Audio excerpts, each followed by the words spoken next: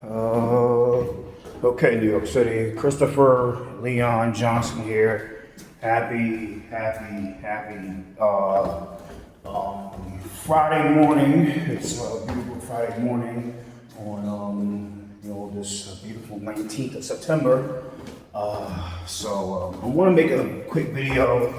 I think I said this yesterday. No, 2 days ago. So Wednesday, because I know it was raining that day, about the situation with the Times Square casino. It's this casino story. This casino story has completely still is in the headlines and is mainly in the entertainment world because of a certain character that was behind the project, which was Jay-Z. Now, I'll make this clear as a person that's black and a person that knows about urban entertainment. That covers it time to time. I like covering female hip-hop, but do video content like that. But mainly the person that's behind this stuff is Jay-Z. So it looks like majority of the people that is on the internet, shout out to Black Twitter and Black Instagram, they're thrilled about the news of Jay-Z getting rejected his casino bid. And the people that are only pissed off about this casino bid being rejected are the typical bootlicks in the media that does anything for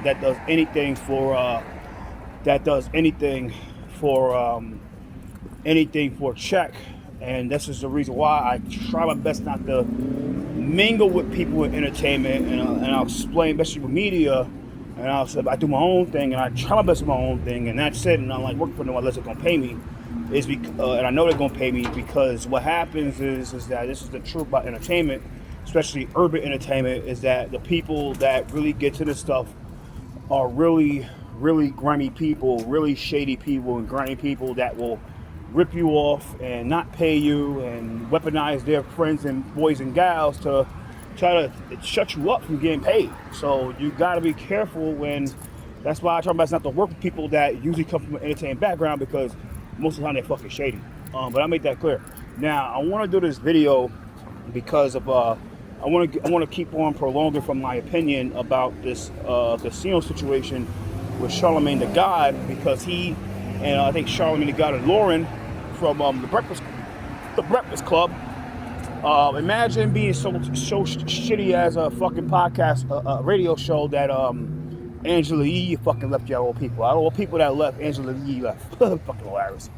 But so Charlemagne and Lauren was a little tight and pissed off about the casino being rejected, and then they was trying to talk about, this is why like voting matters and local politics and stuff like that, and who you voted for, where they come from, the people they come from. Look, they was right on the money about the basic stuff. Okay, local elections matter and stuff like that, right? And who you vote for, watch the people that they bring on and stuff like that. That's basic 101.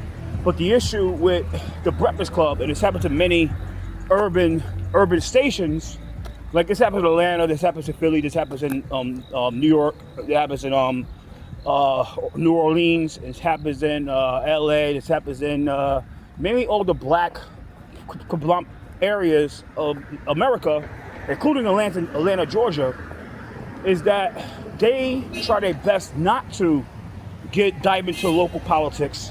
They're just as guilty of this when it comes to civic engagement, because they only cover national politics or politics that will get them views in return, so the advertisers are happy. They don't really talk about local city council races like that unless it's a hot topic or something interesting to their agenda. And the thing about the Breakfast Club is that they are guilty because the only person they really covered to the extent of local politics, until everybody, now we all found out how shit this piece of shit is Chiosei. And the thing about the mainstream, like the radio stations, is that they all work on advertisements. They all work on advertisements. They all they pay the bills depending on advertisements. And what happens is the advertisers are your typical big time corporations, and the lobbyists, consultants work with those stations and those corporations. So when you have a corporation that mingles with a lobbyist or a certain consultant, and they do business with the radio stations, those same consultants and lobbyists go to those same advertisers and say, look, only way I can really help push this shit through, if you tell the station, don't put this other person on the platform.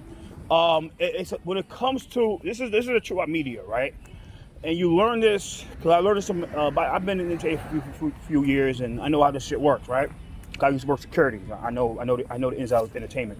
Is that the way it goes down? Is when it comes to advertising, but especially with politics, advertising is really watched by the consultants and lobbyists. What they do is they scroll through these sites, and they see who are the advertisers are. Because when you start finding out later down the run that the people that really drive the engine are the advertisers. And what happens is the only way to shut a person up or a publication up is by targeting the money. So let's say the biggest advertiser for publication is the city of New York. And I know there's a certain person I'm talking about, but I love that person. But their biggest advertiser is the city of New York. Now let's say they don't like how that content's being ran on that because they this person be putting down my client. They should put down my people, da-da-da. What they do, they will call the city of New York and threaten them. Like, if you don't do this, and that, then we're gonna fuck your shit up. So the advertiser, the city of New York, will go to that radio station and say, look, you can't do this, you can't do that, we'll pull out. And that's what goes on. It's a lot of shit that happens. But when it comes to this casino bid with the whole thing, and I said this on Wednesday, that just like Professor Griff said, shout out to Professor Griff, is that if it doesn't benefit a person financially, they're not gonna really get involved with this type of stuff. And I'm not surprised that these guys and gals got up, because you know what happens, and I just found out recently through somebody else, was that Mark Holliday from SL Green was guaranteed a $10 million bonus if that casino got approved. So yeah, he's asked out of $10 million. And the thing is that when it comes to the personalities like Alicia Keys, Charlamagne the God, and Fat Joe, they all got paid a good amount of money to push the project. And don't forget that Roc Nation, who was, like I said, Jay-Z, with Roc Nation people like Desiree Perez and all his people, try to get the tenant president of the Manhattan Plaza, which is Alita LaFrouge, tried to give a $20,000 a month contract to push the casino bid, and she said no. Now, this is the reason why, shout out to Alita LaFrouge for doing this, because like I said, majority of the time, if that was somebody, like I said, this is why when people are in certain leadership, this is my advice to people that you get involved in stuff like be it tenant presidents or especially for NYCHA or anything like that, or any type of leadership. I think that the rule should be is where a person has a job. A person has not only a job, a person has a job that pays at least $100,000 a year. Not only they pay $100,000 a year, their credit score should be a certain level, should be a certain number, and maintain that number in order to stay the president of something. Because you know what happens? If a person doesn't have a job and make a certain amount of money in the city or the certain area of the city, and they got a bad credit score, they're most likely be corrupted. And when they can be corrupted, they be corrupted by money. And once they're corrupted by money, they will make decisions that will hurt everybody else. And this is what goes on in politics, where when you have people who have bad credit, and I'm working my credit myself, and they don't make the money they should be making, and they see the bigger side, where they see a bigger check every month, they're gonna take the other side, and they easily be corrupted. So shout out to Alita. I don't know what her financial situation was to not take the money, but integrity goes a long way, because look what happened. If the casino bid died, and she can sleep well at night. And I hope she does sleep well at night, because she did the right thing. But this is a thing, and that's my advice. So, life is good in 2025. I'm about to get some food, a little hungry.